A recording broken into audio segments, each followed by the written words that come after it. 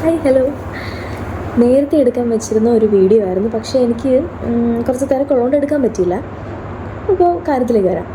നമ്മൾ ഈ അസൈൻമെൻറ്റും നോട്ട്സും ഒക്കെ എഴുതുന്ന സമയത്ത് അതിൽ മിസ്റ്റേക്ക് പറ്റാം, എഴുതുന്നതിനകത്ത് തെറ്റിപ്പോവാം.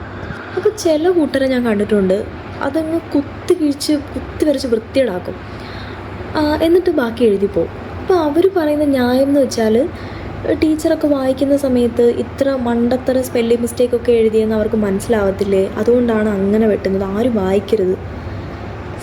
ഞാനൊക്കെ എഴുതും, തെറ്റ് പറ്റും, ഒറ്റ വെട്ട്, ദെൻ റീസ്റ്റാർട്ട് ചെയ്ത് അങ്ങ് എഴുതി പോവും, റെസ്യൂം ചെയ്ത് പോവും. ഇവിടെ എനിക്ക് പറയാനുള്ളൊരു പോയിൻ്റ് വേറൊന്നുമല്ല. നമ്മുടെ ലൈഫിൽ എടുക്കുന്ന ഡിസിഷൻസ് ശരിയാവാം, തെറ്റാവാം. പക്ഷേ തെറ്റാണെന്ന് തോന്നുന്ന ആ സ്പോട്ടിൽ നിങ്ങൾ വെട്ടിക്കളഞ്ഞോണം.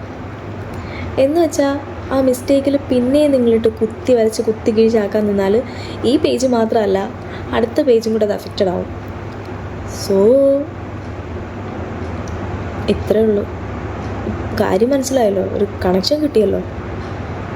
പിന്നെ ഇന്ന് 23 സെപ്റ്റംബർ ആണ്, ഈക്വൽ ഡേ ആൻഡ് നൈറ്റ് ആണ്. അതായത് കറക്റ്റ് ഡ്യൂറേഷനിലുള്ള ഡേയും നൈറ്റും വരുന്ന ദിവസമാണ് ഇക്വിനോക്സ് എന്നൊക്കെയാണ് പറയാൻ. പിന്നെ എൻ്റെ ബർത്ത്ഡേയും ആണ്. അപ്പോൾ happy birthday to me and have a nice day.